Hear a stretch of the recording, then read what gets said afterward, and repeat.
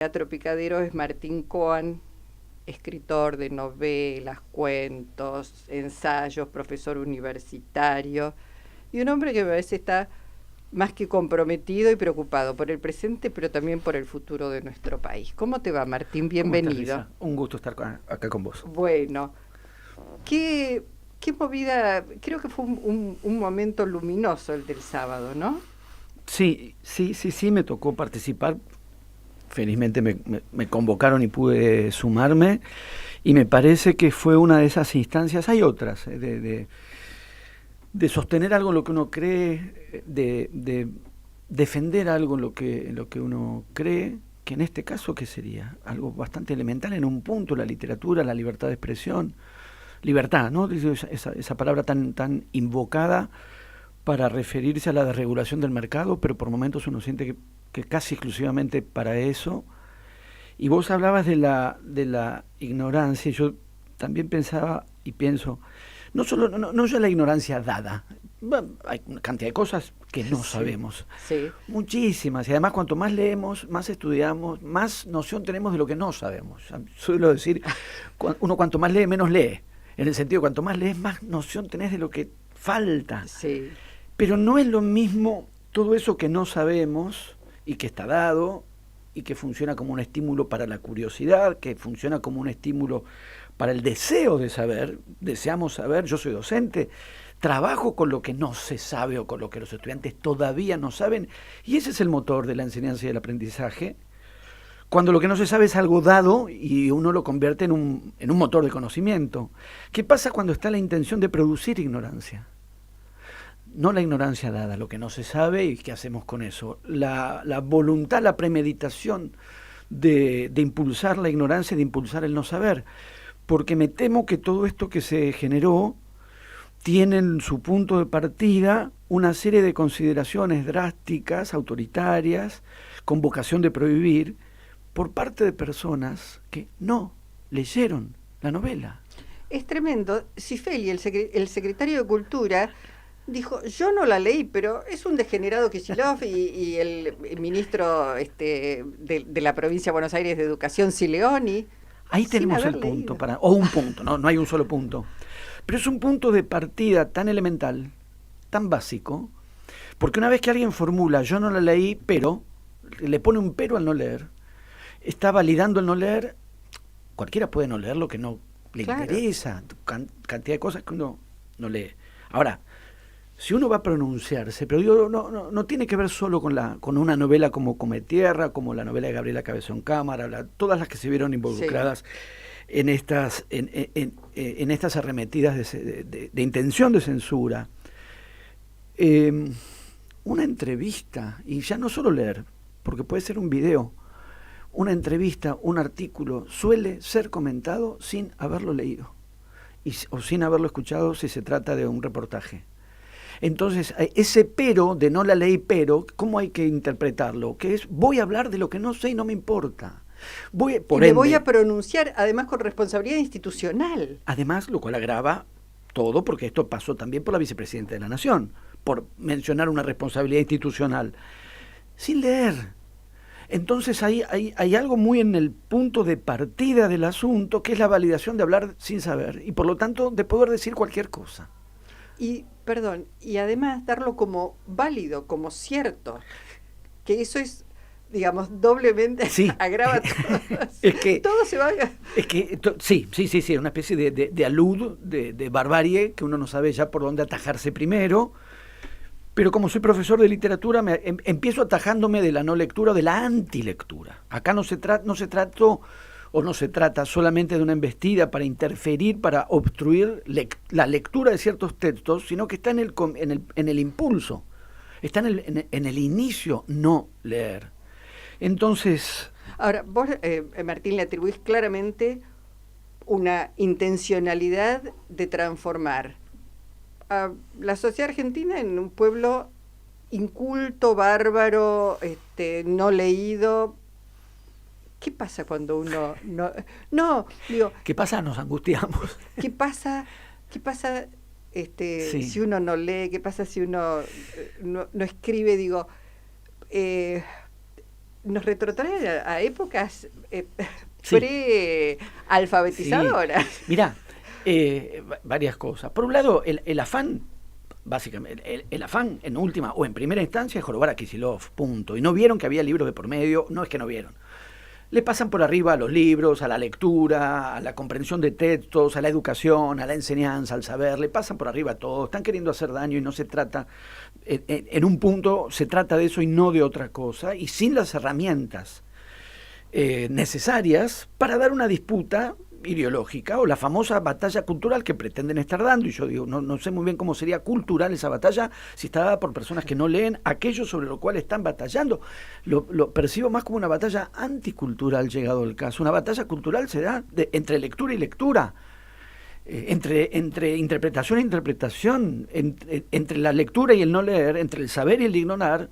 No sé si le llamaría me parece una batalla cultural contra una embestida anticultural que me parece que en este caso de esta arremetida de censura toca un punto interesante porque a lo largo de este año la mayor parte de los ataques contra las expresiones culturales, no todas, pero la mayor parte de los ataques contra las expresiones culturales y artísticas se produjeron con la cobertura, con la coartada de la cuestión del financiamiento. Sí. Y la declaración no hay plata, que si uno revisa muy bien en qué están poniendo muchísima plata, uno también puede discutir el no hay plata. Pero en este caso no está esa variable de por medio. Por eso me parece que desnuda una intención, una intención verdadera, que creo que ha estado todo el tiempo al interior de la coartada del financiamiento o desfinanciamiento. Porque acá no es más caro o más barato leer el libro o no leerlo, deciden no leerlo. Y ni siquiera deciden no leerlo. No les parece, este es un punto ya muy alto, de una vocación de ignorancia. No les parece, pasan por alto, se les escapa que no va a tener consistencia lo que puedan decir de un libro que no han leído. Llamativamente, a la hora de rebautizar, ya que son muy dados también a rebautizar, dejen a Sarmiento en paz entonces, respétenlo un poco, porque le ponen el nombre a Sarmiento o a esto o a aquello o al viejo correo y motorizan un plan de antilectura que es lo menos sarmientino Palacio que hay. Libertad y censuramos, y censuramos. Exacto, Palacio Libertad, censuramos, Palacio Sarmiento y decimos no leí pero... En lugar de decir, vamos a leer. Y discutamos ideas, pero además hay una mirada oscurantista y, si querés, pacata, porque de todos los textos se centran en cuestiones que tienen que ver con el sexo. Primero, como si el sexo no existiera. Y además, son novelas, digamos, hablan de la vida, de lo que pasa en la vida en general. Mirá. Habrá personas que cuando caminan por la calle y pasan frente a una vidriera de una casa de ropa y están renovando la vidriera y los maniquíes. Qué sé yo, hay gente muy perturbada. Ahora, impulsar políticas de gobierno con ese criterio, la mirada pornografiza. La mirada pornografiza. Puede ocurrir en un niño que agarra un libro de grandes a escondidas y ¿qué hace? Busca las malas palabras. Y no lee el libro, no lo puede leer, no está en condiciones de leerlo. Busca las malas palabras y tiene esa mezcla de morbo, de escándalo, de vergüenza y del que... Sí. Bueno, pero estos son adultos y tienen las herramientas del Estado en su poder y no han leído la novela, han leído una página que tiene una parte que los alborotó porque y los lleva a poner algo que es la... Digo, porque todo esto, esperablemente... en el sentido de que es muy esperable que el que habla de un libro que no leyó diga cualquier cosa. Me parece, vos decías la validación, la validez que se pretende tener, porque hay un punto previo que es discutir cuáles son los criterios de validación de lo que se dice. Lo que diga alguien sobre un libro que no leyó está impugnado de movida. ¿Qué es? Que la novela no es pornográfica. No lo es. Claro. No conozco un solo lector de la novela que la considere pornográfica. Le ponen degradante e inmorales. Ese es el calificativo con el que englobaron a la mayoría de las obras que están cuestionadas. De personas que no las leyeron, porque lo han dicho. No las leyeron. Encontraron una página, la extractaron y la leyeron en una clave, que es la clave que pone su mirada, no es la clave del libro. Para el caso de la que tuvo más repercusión en este sentido, que es Cometierra de Dolores Reyes, es una novela que funciona para contrarrestar la lógica del abuso, para contrarrestar la lógica del abuso sexual. Si estas personas que no la leyeron sacan una página y la leen como manual, la leen en clave de manual de instrucciones y creen que eso que la novela está contrarrestando a lo que se está oponiendo, que está desactivando, lo leen en clave de manual de instrucciones, lo leen en clave propositiva, lo deformado es la mirada. Es como leer un policial y creer que es un manual de instrucciones para asesinar. Pero en realidad no es leer un policial, es leer una página de una cualquier novela policial, sí, leerla como un instructivo, con la idea de que los lectores leemos literatura y nos lanzamos a la vida a hacer eso que la literatura dice, cosa que a veces pasa. Al Quijote le pasó, por ejemplo, hizo eso. Don Quijote hizo eso. Pero no lo hacen todos los lectores, ni lo hacemos con todos los textos. Entonces, un texto como Cometierra, en el que aparece una escena de abuso que en el registro de la novela está señalada claramente desde la gravedad que eso supone y desde aquello que hay que no solo desalentar, que es, bueno, es uno es combatir, contrarrestar. Y además detectar. Claro. Sobre todo detectar. Porque hay algo en los abusos, hay algo en las situaciones de abuso, que es esa zona terriblemente ambigua en la que pueden inicialmente transcurrir. Vení, upa, qué linda que sos, te voy a dar un abrazo. Esa zona ambigua, terrible, oscurísima, siniestra, tener herramientas para detectar esas situaciones es fundamental para contrarrestar abusos. Si estos antilectores, brutos como son, leyendo una sola hoja y creyendo que esa hoja invita a hacer lo que cuenta y no la mirada para contrarrestar aquello que se está planteando. Pero es que acaban de sacar fondos fiduciarios en defensa de las mujeres que son víctimas de violencia. Digo, es todo tan contradictorio en este gobierno. Dos cosas. Primero, esta movida que fue tan impresionante, que no solamente hubo hombres y mujeres y como se autoperciban, poniendo el cuerpo, leyendo parte de Cometierra, hablando por los escritores, por los libros, más todos los que firmaron una enorme declaración. ¿Hacía cuánto tiempo que no se registraba? Porque digo, uno piensa, la Feria del Libro reúne muchos escritores, pero una movida así... No, porque aparte nos reúne a lo largo de distintos días en distintos escenarios. Claro, digo, escritores así tan nucleados, comprometidos, hacía mucho que no se veía, me parece. Bueno, hacía mucho que no pasaba una cosa como esta. Que ya no es una ofensiva contra, lo es, una novela, una autora en particular, aunque en realidad son varias, 4 o 5, pero creo que hay también una reacción a aquello que se percibe, pero lo percibimos porque es lo que es, una vocación de censura y de, insisto, impulsar la ignorancia, generar ignorancia, porque no convocaron a un debate, no salió un artículo analizando Cometierra. Claro. Que se pueda responder con otro artículo que analiza Cometierra.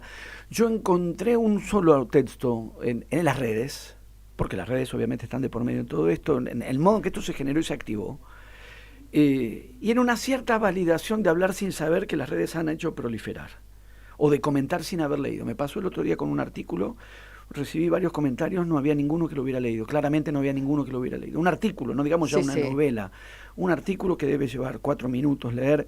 Alguien puede no leer, decir esto, no voy a leer este artículo, pero entonces no lo voy a comentar. Claro. Yo respeto muchísimo el desinterés. No me interesa lo que escribe esta persona, yo o el que sea, o Dolores, quien sea. Pero cuando no te interesa para leer, ¿por qué te interesa para comentar? Quiero decir, mi postura no sería una apología general de la lectura, ni un sermón en favor del leer. No te interesa. No lo leas. Después podríamos revisar qué nos interesa y qué no, y por qué hay o no hay interés en cada caso. Pero en términos generales, como no tengo y soy profesor de literatura, no practico el mandato de la lectura, practico el estímulo de la lectura. Llegado el caso, la invitación a la lectura, pero pretendo quizás no me salga o no me salga siempre, pero no colocarse en el lugar moral del que manda a leer. Ahora, si vas a comentar, sí. Y si vas a utilizar la fuerza del Estado, del aparato del Estado, y la fuerza de intervención de lo que ellos mismos han definido como el brazo armado del gobierno que está en el poder, bueno, por favor lean aquello sobre lo que se van a pronunciar. No lo han leído, te decía, leí un solo comentario adverso a la novela en las redes, pero que empezaba diciendo, claro, no, bueno, pornográfica no es. Porque todas estas condiciones que estamos caracterizando sí, con la congoja del caso, porque nos gusta la literatura, generan las condiciones más que favorables para la mentira. Básicamente, la novela no es pornográfica y no se da a leer a niños. No se le da a los niños. No es lectura del primario. No están los bibliotecarios de las escuelas, no lo dan a leer. Viene un niño o niña de 8 años y pide come tierra. No lo va a hacer, no lo hace, ni está ahí para eso. Claro. Y se dicta en 4º año, en 5º año del colegio secundario, en adolescentes que tienen 16 años, 17 años. No hay nada en esas páginas, en las de come tierra o en las otras novelas que quisieron censurar, que a esa edad no conozcan o no deban leer. Es más pornográfico ver a un presidente haciendo un gesto de sí. De masturbarse, hablar de la del burro y hacer tantas otras cosas. Eso, sí, digo, baja desde la institución más alta que es la presidencia de la nación. Eso no ha generado ningún repudio, ninguna... Y para no ceder uno mismo al acostumbramiento, porque todos por ahí terminamos en una dinámica, como esto es continuo, sí. La figura del mandril refiere a una voluntad de violencia sexual, La idea del culo enrojecido, sí, sí, con la que están todo el día pensando en nuestros culos enrojecidos. Sí, sí. Empezando por el jefe de Estado, que no pasa un día entero sin pensar y mencionar en algún momento nuestros culos enrojecidos, y no es muy difícil tratar de ver por qué está pensando en eso, o qué tipo de fantasía subyacente hay en que nos diga mandriles a todos a cada rato. Eso pasa de largo, y una elaboración literaria que de ninguna manera asume la violencia, sino que en todo caso la señala, y no esgrime la escena de abuso, sino que en todo caso la señala y eventualmente la condena, efectivamente es una escena de discusión tan precaria que es un poco desolador. Entonces, lo que pasó el otro día en el Teatro Picadero, hay algo que dijo Dolores Reyes que me pareció muy, muy preciso, y justo lo había estado conversando con ella días antes, porque coincidimos en la Feria del Libro de Chivilcoy hace unos días. Dolores Reyes dijo en una entrevista, creo que en el diario AR, hicimos lo que ellos no hacen, nos pusimos a leer. Porque me parece, y en definitiva básicamente fue eso, una escena de gente leyendo. Escritores, ponele, sí, escritores, pero yo diría lectores, porque estábamos ahí leyendo. Yo creo que, yendo a lo que mencionabas, la respuesta de un colectivo de escritores tiene que ver con que lo que se dañan muchísimas cosas a la vez, porque es un proyecto, me parece que estamos claramente, entiendo yo, ante un verdadero proyecto de embrutecimiento social generalizado, que nos incluye, digamos, yo no estoy fuera de la esfera de acción de esa radiación de embrutecimiento tipo Chernobyl, no estoy afuera, puedo tener más o menos elementos para resguardarme por mi trabajo, por la formación de mi trabajo, pero no me considero fuera de lo que es un verdadero proyecto de embrutecimiento general. ¿Las redes cuánto juegan en eso, Martín, desde tu punto de vista? Porque digo, las redes es la inmediatez, pero no es el argumento, no es la discusión de ideas, no es ¿cuánto contribuye? Me temo que mucho. Yo intento, me digo una y otra vez, no tener una postura de condena apocalíptica al signo de los tiempos, pero también me digo, si me lo tengo que decir una y otra vez, es que lo que me nace un poco es eso. Lo dije en otros casos porque lo pienso un poco en esta línea de tratar de no colocarse en un lugar de condena intrínseca a las condiciones de ciertas tecnologías o de estas nuevas tecnologías. O del avance tecnológico. Sí, que además no hay manera de contrarrestar eso y no hay por qué. La referencia que a mí me permitió pensar algunas de estas cuestiones, pero porque casualmente o no tan casualmente es parte de lo que me toca enseñar en una de las materias que doy en la universidad, que es, en una unidad trabajamos sobre Bertolt Brecht. Brecht escribe una teoría de la radio en 1932, un ensayo sobre la radio. En un momento, en un periodo histórico, en el que la radio parecía que no podía ser otra cosa que una herramienta formidable para ese proyecto de manipulación de masas que fue el fascismo. Fascismo, manipulación de masas y radio parecían hechos el uno para los otros. Y sin embargo, Brecht se resiste a la condena intrínseca de la radio como nueva tecnología. Ahora estamos en una radio. Cuando era nueva tecnología, hace 100 años, 100 años de distancia estamos. La tentación de condenar a la radio y decir, no, bueno, este dispositivo donde se puede mentir, la famosa frase de Goebbels. Donde se llega a la masa. Llega a la masa, penetra en cada casa, porque no es solo el altoparlante que llega a la masa. No. Entra en cada casa, transmite durante horas, se puede machacar, se puede mentir, se puede agitar. Todo estaba dado para asociar intrínsecamente radio, fascismo y condenarla. Y Brecht se resiste a la condena intrínseca de esa tecnología o de cualquier otra y desplaza la cuestión y dice de lo que se trata es de discutir sus usos posibles. Ninguna tecnología tiene un carácter intrínseco, ni siquiera las destructivas. Ni siquiera las bombas. No tienen un uso, digamos, no tienen una carga intrínseca. Depende del uso que se les dé. Las redes, hoy por hoy, en buena parte, pero en su mayor parte, muestran el predominio de un uso que es muy funcional a este estado de cosas que estamos lamentando. Y en ese sentido, la idea de no la ven, no entienden. Yo soy viejo, sí, pero igual puedo entender.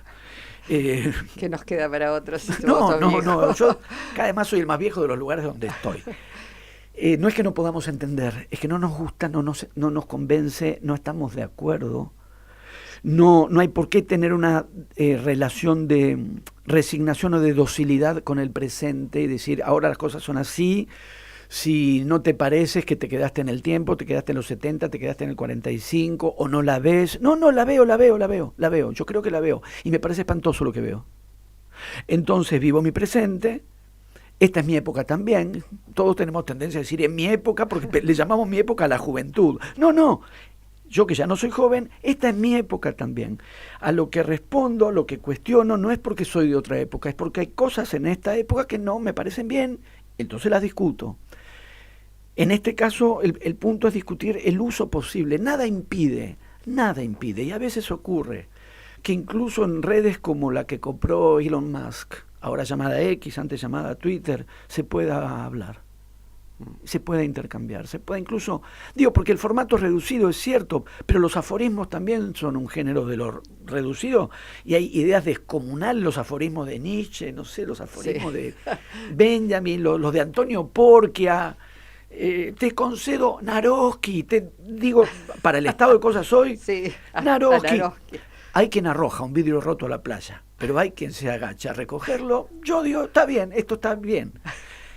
Quiero decir, puede haber un aforismo y haber ahí idea, haber concepto, y se le puede responder también, y se puede pensar, y se puede discutir. Pero no es lo que predomina claramente. Claro. Lo que predomina no es eso. Entonces lo que hay que discutir es cómo se está usando esta tecnología. Hay que discutir y no normalizar lo que no se debe normalizar, y hay que diferenciar lo que está bien de lo que está mal, y hay que debatirlo y discutirlo. Sí. Una cosa más. ¿Qué pasa con tus alumnos, tus alumnas? ¿Qué ves en la gente joven? ¿Esto provocó algo? ¿Cómo los ves? ¿Hay allí, un germen de esperanza? Sí. Hay que decir que uno hace, el contacto que yo tengo, tiene un filtro previo necesario, que es que si trabajo con jóvenes, es una experiencia muy iluminadora para mí, porque como suelo decir, yo empecé a dar clases a los 23 años. Los estudiantes tenían más o menos la misma edad que yo. Cada vez es más distinto. Ellos, como suelo decir, se obstinan en tener 20 y yo, en cambio, sumo y sumo y sumo y sumo. Pero hay algo ahí que son estudiantes de la carrera de letras, tienen con los libros, con la literatura, con la lectura, con el saber, tienen a priori una disposición que no es la de estos salvajitos que censuran sin siquiera leer. Me encontré pensando, pero también dije, pero ¿qué estoy pensando? Es decir, ¿qué está pasando? Hasta Miguel Paulino Tato, las películas que censuraba, sí, las veía. Sí. Es un personaje deplorable, no estoy haciendo ninguna reivindicación. Ahora, al menos las veía. Al menos sabía lo que censuraba. Debía tener, imagínate esa cabeza, las sombras que habría tenebrosas de esa cabeza. Pero al menos leía lo que censuraba o veía lo que censuraba. Estamos en un punto, en algún sentido, todavía más degradado. Los jóvenes con los que yo entro en contacto, en principio, son jóvenes a los que les gusta leer y que encuentran en la lectura un valor y que, otra vez, porque ahí ese es el vínculo también, yo me relaciono, en principio, me relaciono con lo que saben, me relaciono con lo que no saben. Y me relaciono desde lo que sé y me relaciono desde lo que no sé, y claro que sé más que ellos, pero si nací 40 años antes, ¿cómo no voy a saber más que ellos? Claro. Y además soy el que define, o somos los que definimos el programa de la materia. Quiero decir, no es que exista o deba existir la relación de horizontalidad que sería poco adecuada además a la escena de enseñanza y aprendizaje. Que no haya una escena de horizontalidad no implica que haya una relación de jerarquía de arriba a abajo. Hay intercambio, hay enriquecimiento, para uno también es muy enriquecedor dar clase. Y son, te diría, las escenas de las clases. Mañana es jueves, doy clases de 1:30 a 5 de la tarde y de 8 de la noche a 10 de la noche acá a la vuelta. En Bartolomé Mitre y Callao doy clase mañana hasta la noche.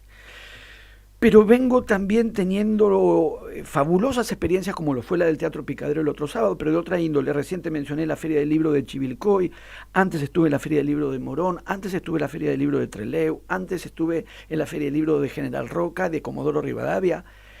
Experiencias de reunirnos mucha gente en cada una de estas... el cara a cara, el cuerpo a cuerpo, me parece... Y la mirada, y leer y hablar. No todo es el energúmeno que no lee y agrede, y que hoy por hoy domina las redes, no tiene por qué dominarlas, pero hoy por hoy las domina, y además han traspasado esa lógica virulenta e ignorante a los mecanismos del Estado. Se manejan en el Estado como si fuese Twitter. Una conferencia de prensa de Adorni se parece mucho a Twitter. Provocación, ignorancia, daño, burla y muy pocos contenidos. Se parece mucho. Bueno, propongo en esta charla y para cerrar que mantengamos vivo y despierto el deseo, porque van por el deseo también, ¿eh? Sí. Van por el deseo, ese motor que nos mueve a hacer cosas, ¿no? Gran observación, porque a mí que me apasiona infinitamente la literatura, la enseñanza, la docencia, a veces ante estos ataques tan virulentos y donde los estandartes de la ignorancia son esgrimidos del aparato de Estado, uno en algún momento dice, ¿para qué? Esa pregunta sombría, recuperarla en un para qué enfático y de deseo, sí, me parece fundamental. Martín, gracias. Gracias además en un día que yo dije, se cae el cielo. Mis invitados e invitadas no van a venir, sí. Gracias por haber venido. La fuerza del cielo cae. Gracias a vos. Gracias. En Avellaneda lo que pagás vuelve. Tener tu tasa por servicios generales